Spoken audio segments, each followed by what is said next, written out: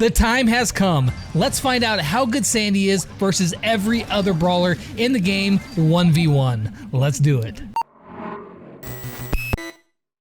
Hey everyone, what's happening? Lex back today for another Brawl Stars video, and today we are going to be taking a look at Sandy. See how good he is against every single brawler in the game. Now, I showed you guys a stat sheet of Sandy, one that I photoshopped. This is the actual one. Ignore the big red squares over the top of the star powers. That's just the artwork isn't done yet. This happens in the dev build.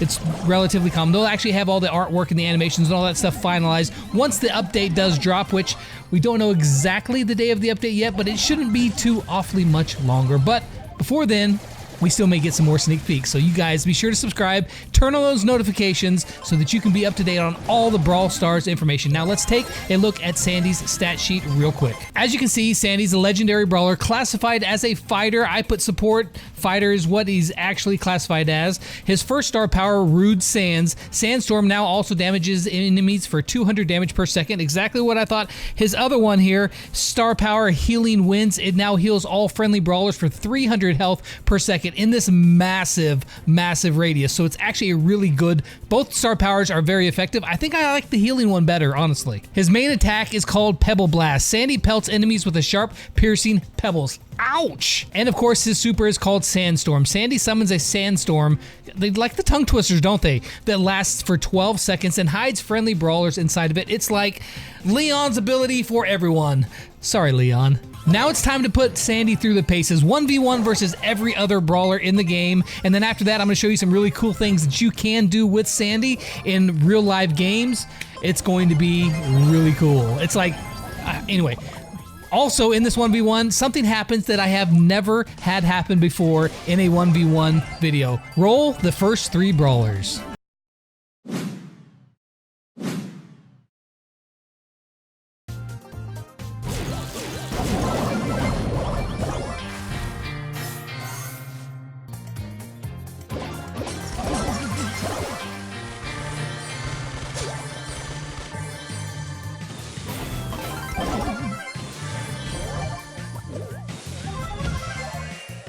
My boy Crow falling right off the top. Never really stood a chance. And of course, Tick, his shots never do damage before he dies. He's just got too little health and he dies. It's, you know, really not the greatest test. Barley I thought would do better with extra Noxious on there, but instead, Barley goes down when Sandy still has 34, 36 health still left.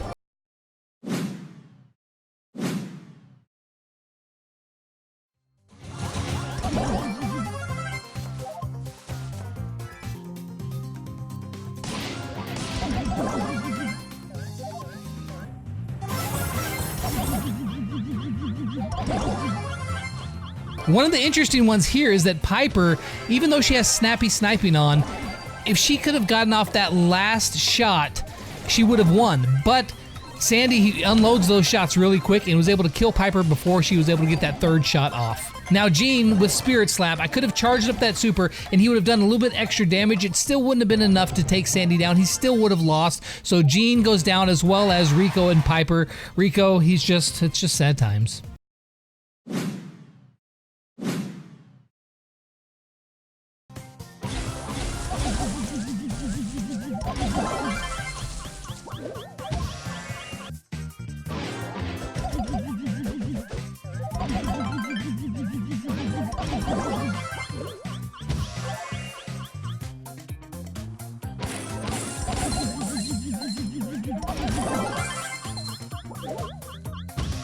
Now the two cousins, Penny and Jessie, they are very similar in terms of their health and their damage, and of course they fall pretty close to each other on this list as well. They both go down.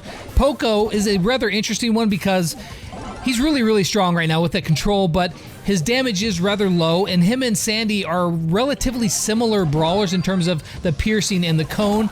Sandy's isn't as large as Poco's. He's got a little bit of a, you know, inferiority complex there, but it doesn't matter. He does more damage, and he's able to take down Poco before Poco takes down him.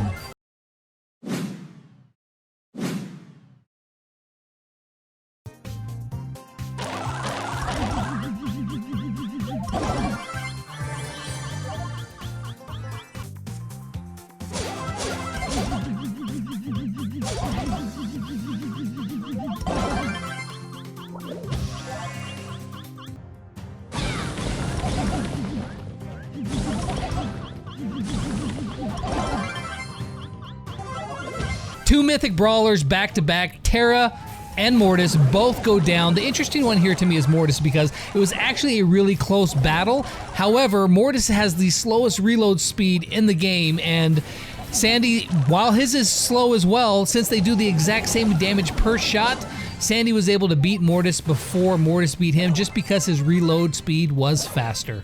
Now, Nita and Sandy, I think, are extremely similar brawlers. They both have piercing damage. They both have a decent amount of health. They both have about the same amount of range, and Sandy does a tiny bit more damage than Nita, and that was the difference there. As you can see, that fight was coming down to the very end, and Sandy just barely edged out Nita. But in practical terms, I think that Sandy and Nita 1v1 are going to feel very similar to each other.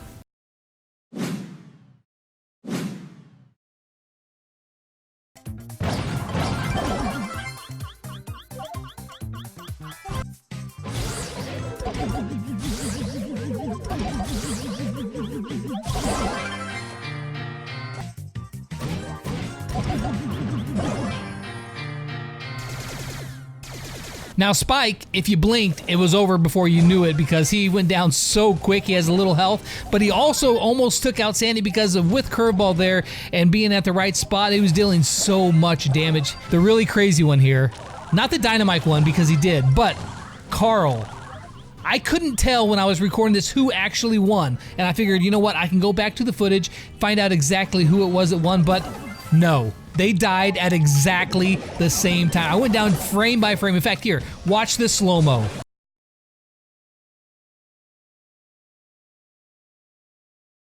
As you can see, they died at exactly the same time. It's a tie. It's a dead tie between Carl and Sandy. Now, if there would have been a wall at Sandy's back, of course Carl would have won, but as we know with these tests, how often is it that someone stands there with a wall behind their back with Carl? It just doesn't really happen that way. So it's good when it occasionally happens, and you might get one or two shots, but for the most part, it doesn't really happen.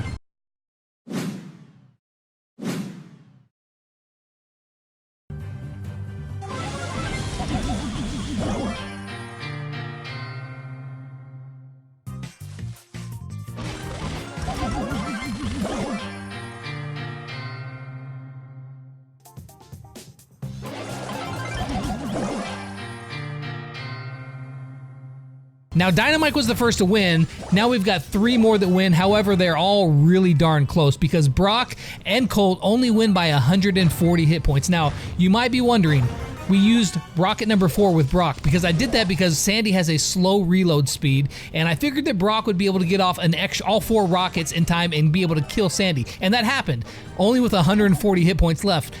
So you might be asking yourself, what about Incendiary? How would that do? I thought it would do worse.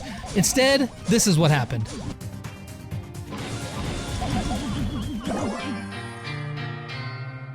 Exactly the same, down to the hit points and everything. 140 hit points on Brock. So rocket number 4 and Incendiary, if you're toe-to-toe with Sandy, it doesn't really matter. Unless rocket number 4 would be better if the other person was moving because they wouldn't be standing in the fire, so rocket number 4 would probably be better. But if they were dumb enough to stand there in the fire and take the ticks, they end up exactly the same. So pretty interesting there. Leon edges out a little bit further, 700 hit points left on Leon when Sandy goes down. It's a victory, but it's not like a insanely decisive victory. We've seen Leon decimate some people, and he wins, but not by a ton.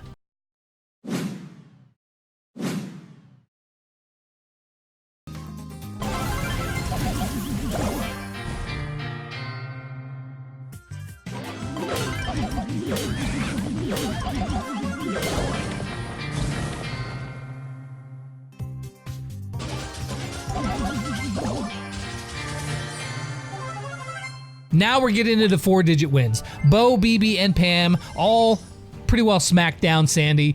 It's to be expected. Bo has gotten that buff, you know, a while back where he's doing more damage and he's got a ton of hit points, and so he really it's no match. It's no match for Sandy. And then of course Pam and BB.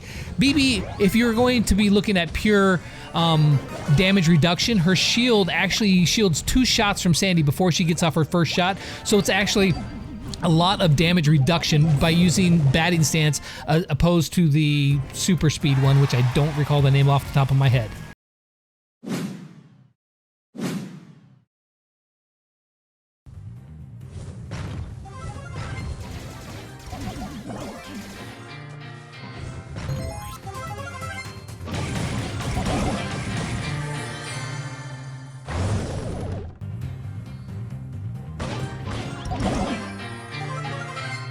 No surprise here, 8-bit wins. He pretty much is God mode throughout the game, especially with 1-up, which we didn't use it because A, it's completely broken and be unfair. He would just finish it with full health. Also B, it's not in the dev build, so we couldn't use it anyway, but you know the result that would be he would have 6,020 health left. Technically, if you count 1-up, he would be number 1 on this list. However, we're not going to count it because it's kind of like cheating.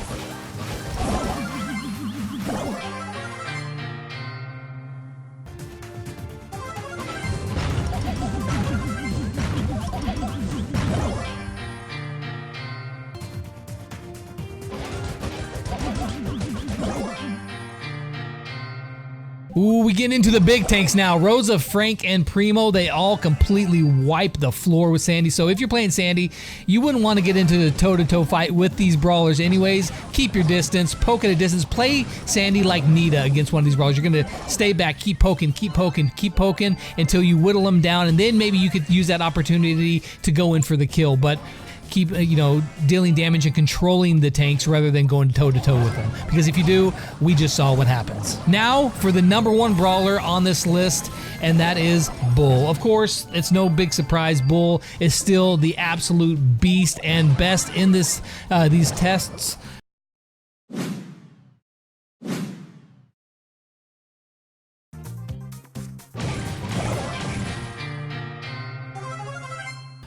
Someday, Bull, you're gonna go down someday. Today is not that day, however. Sandy, you get killed. Bull still has 4,760 hit points left. But Sandy's just very average in terms of actual 1v1 interactions. Not real great, not real bad. He's just kind of somewhere in the middle, which is what I would expect. Now, in terms of actual playing in the game, I think the Sandy is going to be pretty strong, actually. Not like crazy OP broken, but really strong, and mainly because of his super. You want to see something crazy that Sandy can do with his super? Check this out.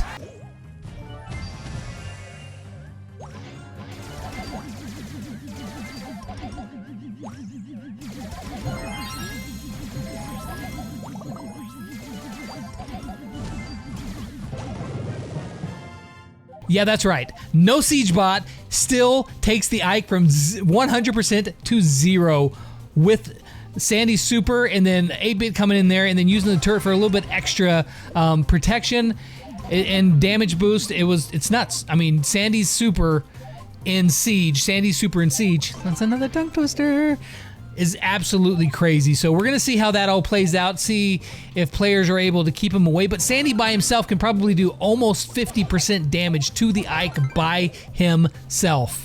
Another really cool thing that you can do with Sandy's super is you can actually stack his super. So if you had the damage one, it would be ticking for 400 damage per second instead of 200. If you had the healing one, as you're seeing right here, right now, it can heal for 600 per second when you stack in those supers. It doesn't take much, I think 5 shots to charge up Sandy's super.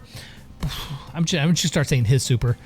It's gonna take 5 shots to charge up his super, and so it doesn't take much, and you can really start stacking. You can actually even get 3 supers down at one time if you go to the training cave on those bunch of those little bots. It's absolutely crazy. So there you guys go. Sandy in a nutshell. He's a pretty average brawler in terms of 1v1 interactions, and I think he's going to be a very good, strong brawler with an actual team scenario situation. So you guys let me know in the comments down below, what do you think of Sandy? Is he gonna be awesome? Is he gonna be broken? Is he gonna be horrible? Don't pick that option. You guys let me know in the comments down below what you think. But for now, I hope you guys enjoyed this video. And as always, until next time and more sneak peeks, I'll catch you guys on the flip side. Peace out.